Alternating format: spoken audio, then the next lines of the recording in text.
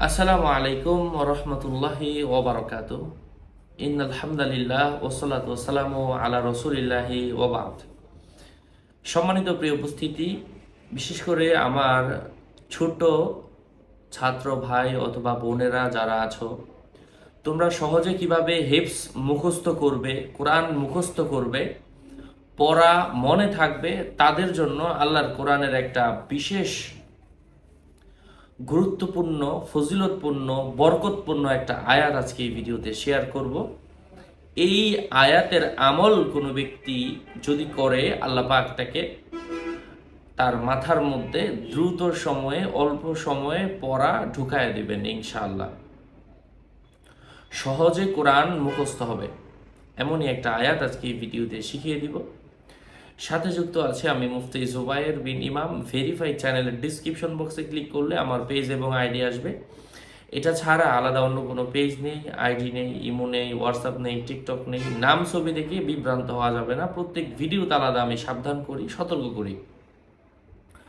যাই হোক, এই আমলের নিয়ম হচ্ছে প্রত্যেক দিন এশার সালাতের পরে, এশার নামাজের পরে 1000 বার করে এই আয়াতটা পাঠ করতে হবে। এভাবে টানা কোরআন শরীফ যতদিন পর্যন্ত তোমার মুখস্থ না হচ্ছে ততদিন পর্যন্ত তুমি এই আমলটা কন্টিনিউ করো।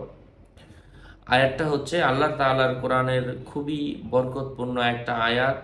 আল্লাহ বলেন যে আমি এই কোরআন নাজিল করেছি, আমি এটার রক্ষক, আমি এটার হেফাজত করব।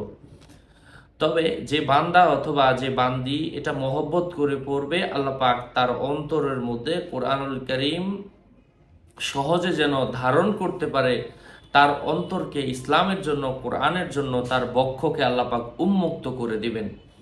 আয়াতটা হচ্ছে আউযু বিল্লাহি মিনাশ শাইতানির রাজিম।